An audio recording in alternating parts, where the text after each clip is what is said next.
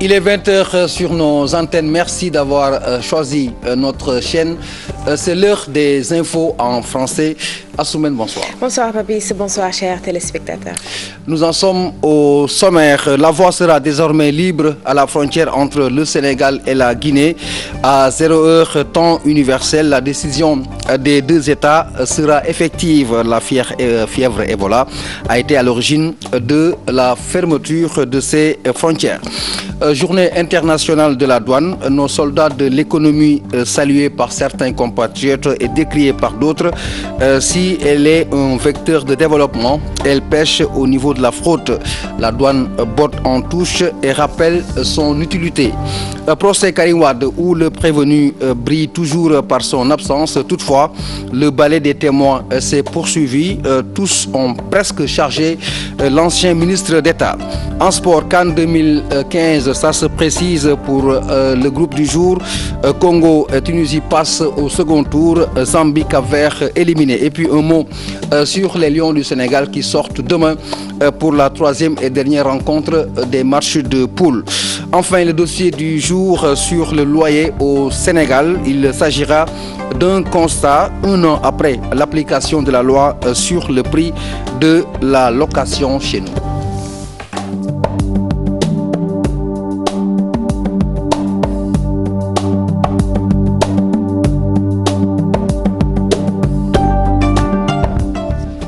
Messieurs, dames, bonsoir et bienvenue à tous. Je vous le disais il y a quelques instants, le Sénégal et la Guinée ont décidé de réouvrir les frontières après une fermeture de quelques mois. Papis, une réouverture accompagnée d'un solide dispositif sécuritaire pour éviter toute propagation du virus Ebola, virus qui avait poussé les autorités sénégalaises à fermer nos frontières avec la Guinée-Conakry. Le récit est signé Fatou Kinedem. Après 5 mois de fermeture, le Sénégal ouvre sa frontière avec la Guinée-Conakry. Une annonce du ministère de l'Intérieur et de la Sécurité publique. Cela fait suite aux rencontres entre autorités sénégalaises et guinéennes. Des efforts remarquables ont été notés en Guinée dans la lutte contre le virus Ebola. Un dispositif sécuritaire sera mis en place au niveau des points de passage de la frontière pour éviter les risques de propagation de la maladie. C'est le 21 août dernier que le Sénégal avait fermé sa frontière avec la Guinée-Conakry compte tenu de l'évolution de cette fièvre hémorragique. Une mesure étendue aux frontières aériennes et maritimes en provenance des pays touchés. Les autorités de la Guinée-Conakry, pas du tout contentes de cette décision. Pour rappel, les chefs d'État des pays membres de la CEDEAO étaient réunis à Accra, au Ghana, à l'occasion d'un sommet extraordinaire consacré à Ebola. Il était question de lever les interdictions sur la circulation des personnes et des biens en direction ou en provenance des pays touchés. Réouverture de nos frontières avec la Guinée est toujours une bonne nouvelle, Papis, pour les transporteurs habitués du trajet Dakar-Guinée. Ils affirment par ailleurs qu'ils ont subi des manques à gagner suite à cette fièvre, donc cette maladie, mais également la psychose de cette maladie plane toujours. Nous reviendrons sur cet élément. Avant la fin de ce journal, nous en arrivons au procès Karim Wade où le prévenu a brillé, je vous le rappelle, par son absence. Le balai des défilés s'est poursuivi. Plusieurs témoins ont quasiment chargé l'ancien ministre. Beaucoup de nébuleuses et d'irrégularités ont été révélées par ces travailleurs ou ex-travailleurs de la société incriminée HS. Les noms de Karim Wade, Pape Mamadou Pouye et Bibo Bourgi sont revenus plusieurs fois dans les comparutions. Des déclarations à charge confirmées par l'ancien ministre des Transports aériens et ex-président de l'Assemblée nationale, cité comme témoin dans le dossier. Le compte rendu d'audience du jury signé Moutgay. Au total, ils sont 6 témoins à comparaître ce lundi. Le dossier AHS au menu de ce 54e jour d'audience. Noël Déconik, Baldé Dieye, du temps ils étaient respectivement directeurs de la Sûreté, Sécurité et Environnement, directeur des opérations et superviseur à la société citée plus haut. Ils désignent Bibo Bourgi, Pape Mamadou Pouye comme leurs interlocuteurs qui, dans la structure du capital, se faisaient respectivement appeler HQ1 et HQ2. Dans la vie civile, ils connaissaient ces personnes sous d'autres noms. Pape Mamadou Pouye se faisait appeler Albert Payi et Bibo Bourgi portant le nom d'Abraham Rosendal. Concernant le fonctionnement et le positionnement de AHS à l'aéroport Léopold Sédar Senghor, si Cheikh Tidiane Ndiaye explique une absence de transparence, une gérance qui viole les règles élémentaires de l'administration aéronautique, Baldé Dièye parle d'une absence de contrôle dans le déplacement de ces deux personnes que Michel Ndiaye désigne comme les responsables d'en haut, une appellation qu'il tient d'un ancien directeur de la boîte. Plus affirmatif, le Belge Noël a déclaré, je le cite, dans mon intime conviction, je crois que c'est Karim Wade qui est derrière le montage de AHS et de ses filiales installées au Ghana, en Jordanie et dans plusieurs pays de la sous-région. Karim, son nom a été aussi cité par l'ancien ministre des Transports aériens, Mamadou Seck, dans son témoignage. Selon l'ancien président de l'Assemblée nationale, c'est Karim Wade qui a sollicité son intervention pour l'obtention d'un agrément avant de le présenter à Pape Mamadou Pouye et Elie Manel Diop. Et bizarrerie selon lui, car l'agrément avait été attribué avant sa nomination au poste ministériel. Autre témoin, Léon Michel Seck, gestionnaire de vol à SHH Sénégal. Selon lui, AHS avait une capacité de production énorme et gérait 70% du marché pour une société qui venait d'être créée. La Cour, pour étayer ses soupçons, a entendu la femme de Pape Mamadou Pouye sur des transactions qu'aurait effectuées ce dernier dans les comptes de sa femme. Rappelez que Karim Wade est toujours absent et que la Cour d'appel de Luxembourg a rejeté sa demande de restitution des biens introduite après la saisine et le rapatriement de ses avoirs par la Cour de répression de l'enrichissement illicite. Justice toujours, affaire de l'incendie du bus Dakar Dem Dikk. L'un des prévenus chez Ahmadou Bamba Ba Papis a bénéficié aujourd'hui d'un retour de parquet. Et comme effet immédiat, le Parti démocratique sénégalais envisage de marcher et de tenir un sitting dans cette semaine. C'est pour justement accompagner et assister ces trois jeunes qui sont accusés dans le cadre de cet incendie. Cette décision ou ces décisions ont été prises il y a quelques instants. Cela s'est passé à la permanence du Parti démocratique sénégalais. Nous reviendrons sur justement ces infos avec notre reporter Ibou Kane qui va nous revenir en chair et en os. Nous restons toujours dans ce chapitre politique. Voilà, Papis, maintenant nous parlons de la journée internationale de la douane célébrée au Sénégal aujourd'hui, ce 26 janvier. Thème de cette année, la gestion coordonnée des frontières, une démarche participative pour tous les acteurs concernés. Pour tous les acteurs concernés, vous l'avez dit, le ministre du Budget, Birima Manga, a présidé justement une rencontre ce matin et il pense que les forces de défense doivent mutualiser leurs actions pour faciliter les échanges économiques. Il a aussi parlé de vigilance pour un contrôle accru au niveau des frontières. Nous l'écoutons au micro de Maïmouna Ndiaye sur cette journée internationale de la douane. Le thème ne peut plus être actuel que cela, compte tenu de l'ensemble des périls qui menacent nos frontières, pour un peu exalter, soulever et montrer le rôle important que jouent nos diverses forces, à commencer par l'administration des douanes, les forces armées, les forces de gendarmerie, les eaux et forêts, les structures de contrôle sanitaire et phytosanitaire. Donc pour un peu montrer le rôle que chacune de ces administrations doit jouer de manière coordonnée dans la surveillance et la défense de nos frontières. Les premières actions, c'est la mobilisation des hommes, qu'ils partagent, disons, l'essence même de cette mission. Deuxième défi, c'est de mettre les moyens à la disposition de ces hommes. Nous restons dans cette fenêtre sur la douane. Vous le savez, le prétexte, c'est la journée internationale de la douane. La fraude sévit au sein de cette corporation. C'est l'avis de bon nombre de Sénégalais. Des Sénégalais, Papis, qui souhaitent un allègement des formalités douanières au niveau des frontières. Le souhait de beaucoup de Sénégalais interrogés, parmi eux, certains reconnaissent quand même le rôle de la douane dans l'économie sénégalaise. Micro-trottoir réalisé par Maïmouna Ndiaye et Mohamed Dia. Vraiment. Il y a trop de fraude. À mon avis, il faut redoubler d'efforts. J'en sais quelque chose parce que je traverse les frontières pour allier l'Espagne et le Sénégal. Les douaniers nous demandent même nos marchandises en cours de route. C'est déplorable. Je trouve que ça va parce qu'ils font de bons résultats. Annuellement, je vois qu'ils font des bénéfices et tout. Et ça peut être quelque chose au trésor, la douane et les impôts et douanes. Je crois que ça va, quoi. Au niveau du dédouanement, il existe des discriminations énormes. Souvent, les Maliens sont privilégiés au détriment des Sénégalais. C'est la réalité au port autonome de Dakar. Quand on quitte l'Espagne pour venir à Dakar, on fait environ 4500 km de route. Il faut que les douaniers réduisent leurs procédures. Des formalités douanières, des contrôles accrus, Papis, la douane, ce n'est pas que ça. La douane estime que ces constats ne sont pas conformes à la réalité. Mieux, elle sécurise même les frontières. Maïmouna Ndiaye est allée à leur rencontre. Voici son reportage. La fraude et la corruption, des menaces pour la douane sénégalaise.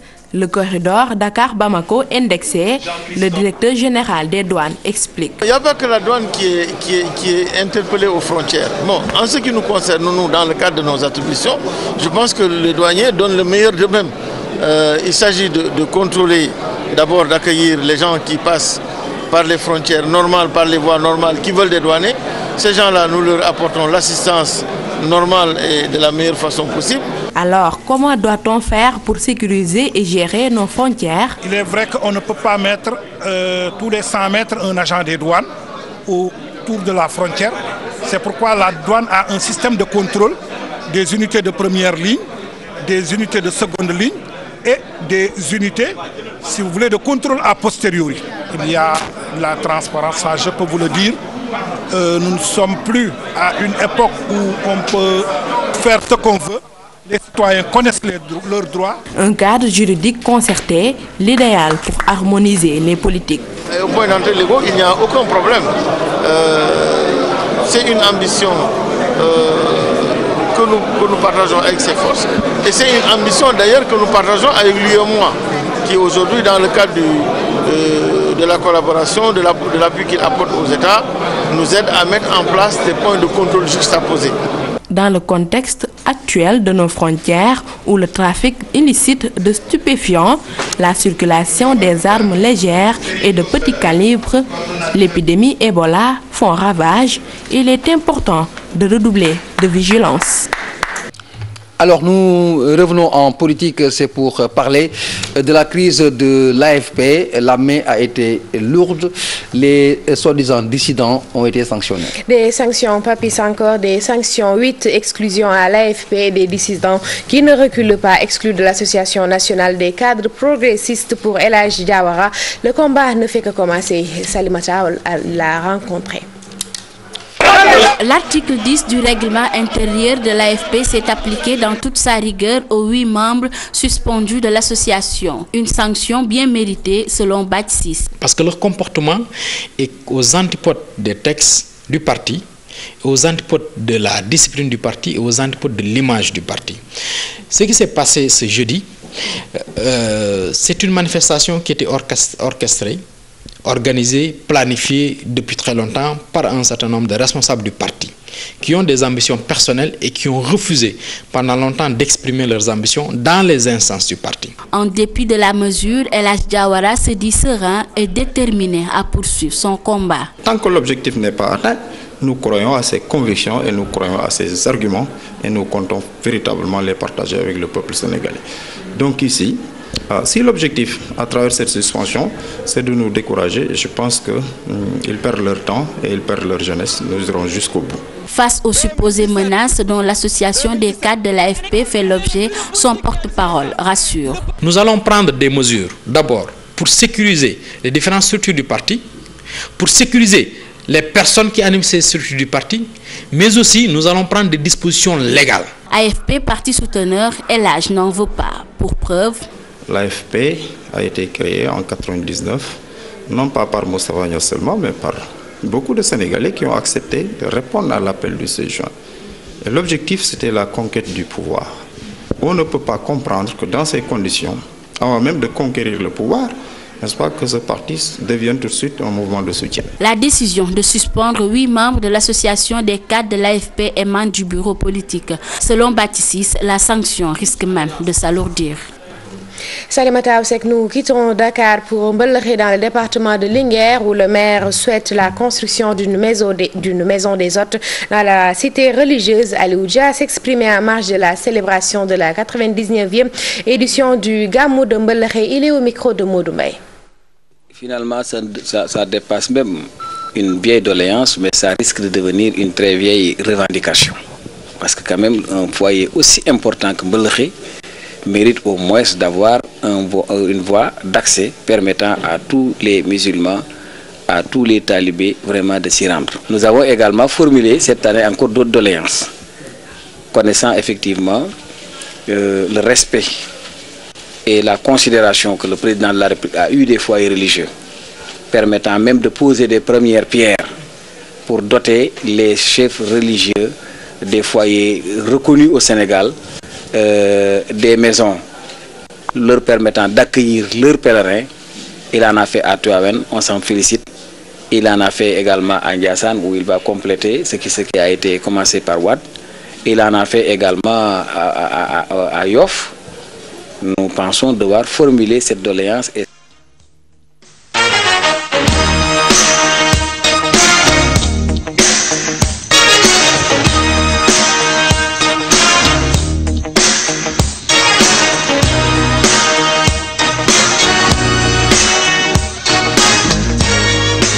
C'est la page sportive dans ce journal. L'information majeure pour aujourd'hui, c'est bien sûr cette Coupe d'Afrique des Nations qui se poursuit avec les qualifications de la RD et puis de la Tunisie après un nul d'un but partout.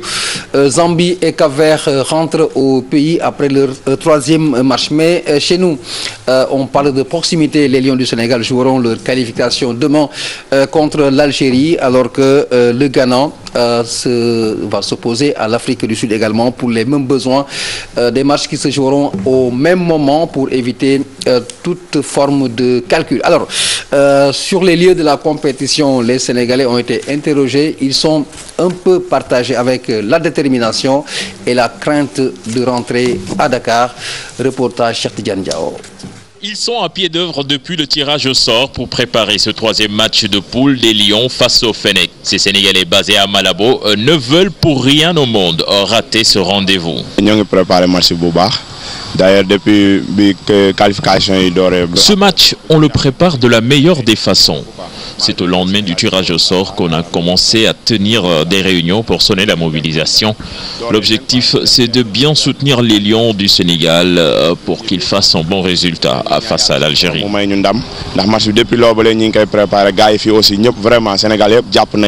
Un match décisif qui attend les Lions. Ces Sénégalais sont partagés entre crainte et optimisme. Moi, franchement, j'ai peur face à l'Algérie. Reste plus qu'à prier pour obtenir la victoire. Ce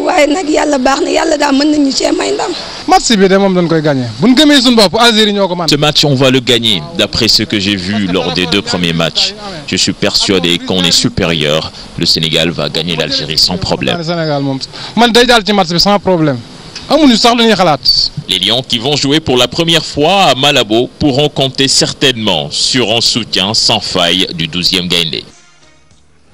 Nous restons avec les Lions. Le Sénégal ne doit aucunement jouer le match nul contre l'Algérie lors de la 3e et dernière journée de la poule C. Un match crucial. Il faut nécessairement un système de jeu adapté au jeu des Fennec, mais aussi aligner les joueurs qu'il faut pour éviter de subir la rencontre. C'est l'œil de Lamine Boup. Il est avec Pape Faraning. Un match qui ne sera pas très facile, d'autant plus que l'Algérie est dos au mur. L'Algérie doit impérativement gagner pour se qualifier. Un nul ferait le bonheur des Sénégalais. Ils ont vu que le match contre l'Afrique du Sud, il y a eu beaucoup de problèmes au niveau du milieu de terrain. Il y avait de la lourdeur. Maintenant, il va falloir que Giresse reconnaissent la valeur des milieux de terrain algériens qui sont dribbleurs, qui savent jouer dans les intervalles, qui savent faire des pigenettes. Donc il ne faut pas leur laisser le temps de lire, ce qui voudra dire qu'il faudra mettre des joueurs très légers, des joueurs capables de rivaliser avec ces milieux de terrain. Il faudra un blocage entre les lignes, surtout mettre un joueur sur la première ligne de 4, mettre un joueur derrière pour barrer les intervalles où les Algériens pourraient pénétrer ou pourraient mettre le ballon.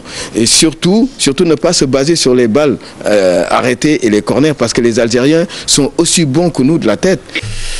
Et puis, justement, nous traversons la route pour parler de Diafra Sakho. Sa non-sélection installe la polémique. Certains estiment qu'il a profité des couleurs du Sénégal pour se faire un nom. Son absence est juste une maladie imaginaire. Reportage Pape Faragni. ma dem def samay traitement ñu ne ma sama ndig li mënuma ci voyager de 6 à 8 semaines. Mais qui mën jouer entre 3 à 4 semaines. Cette déclaration de Diafra Sakho n'a pas convaincu ses anciens internationaux. Pour eux, le joueur de West Ham a utilisé la sélection nationale pour plus de visibilité. Quand on nous dit que Diafra ne pouvait pas montrer dans un avion parce que il avait un problème de dos, et que 10 jours après on voit Diafra qui joue et qui marque, j'ai dit que ce qui l'intéressait, c'était sa sélection au niveau de l'équipe nationale pour avoir une carte de visite. Ils ont annoncé de 4 à 6 semaines. Je ne sais même pas s'il a fait 4 semaines, des trucs comme ça, il a commencé à rejouer. Maintenant, il arrive à chercher des excuses. Toutefois, le joueur se défend. Diafra Sakho explique sa situation. Un mois yo xamantene ma ngi won fi di faju amul ben sénégalais bu ma wodé déjà yo pour xol ndax ma ngi jamm yépp parce que fa la gaño quoi. Sunu staff médical bi wat wa Sénégal ne len mais comme Diaf il peut pas voyager mais bu len nexé ñu jël vol ñu ñëw constater lu xew mais kenn deful déplacement. La fédération est interpellée sur cette affaire pour éclairer la lanterne des Sénégalais. La fédération doit saisir la FIFA. Il faut qu'on le sanctionne parce que c'est pas responsable. C'est maintenant à la fédération, aux autorités de prendre des décisions. Déclaré forfait pour 4 à 6 semaines, mais Diafra Sakho a rejoué pour son club avant cette date. Il a même marqué le but de la victoire. Actuellement, la version de la fédération est attendue. En attendant, les Sénégalais ont les yeux rivés sur la CAN. Pour terminer cette page des sports, la rubrique CAN de le marché syndicat de Pikine vibre au rythme de la CAN. Hommes comme femmes s'intéressent à la compétition africaine, mais beaucoup d'entre eux ignorent les adversaires des Lions. Ils vivent la CAN à leur façon. Salimata Aoussek.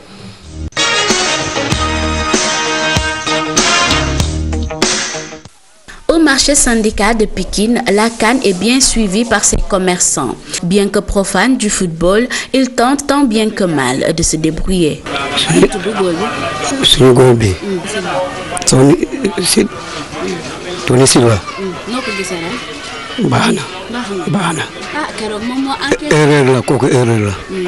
Il n'y a pas que les hommes qui s'intéressent à cette compétition africaine. Les femmes aussi y apportent leur grain de sel. Pour jouer au football, combien de joueurs sont sur le terrain? 11. Combien d'ailiers sont sur le terrain? 2. Plus l'interview dure, plus Awa se plante. Real wala Barça? Yow Real wala Barça ku la gënal? Real. Lutax? Real daal moo ma gënal rek. Lutax Barça dafa fort trop? Non, du question de fort. Real moo gën a fort trop. War nañoo mën a dajal Real. Bigué vient boucler la boucle comme on dit. Match bii di ñëw xam nga buñ ko gagné mën nañ tase Guédiawaye football club waaye AS Pikine kan moo la ci gën neex? Mën nañ tase AS Pikine. AS Pikine. Ah xanaa ñu tase AS Pikine rek. Waaw. Moo la gënal? Man de moo ma gënal. Lu tax? Et que diriez-vous d'un match arbitré par Maître El Hadji Diouf? El Hadji Diouf day dem fële Guinée équatoriale. Maître El Hadji Diouf moom mën na ko. Est-ce que mën na ko? Mën na ko moom parce que aay na si moom Maître El Hadji Diouf moom dafa aay moom. Mën na arbitrer? Waaw. Maître El Hadji Diouf moom foo ko teg rek ma nga fa moom. Décidément, le ballon rond à la côte chez les commerçants du marché syndicat. Même s'ils n'y connaissent pas grand-chose, ils essaient de vivre au rythme de la 30e édition de la Coupe d'Afrique des Nations.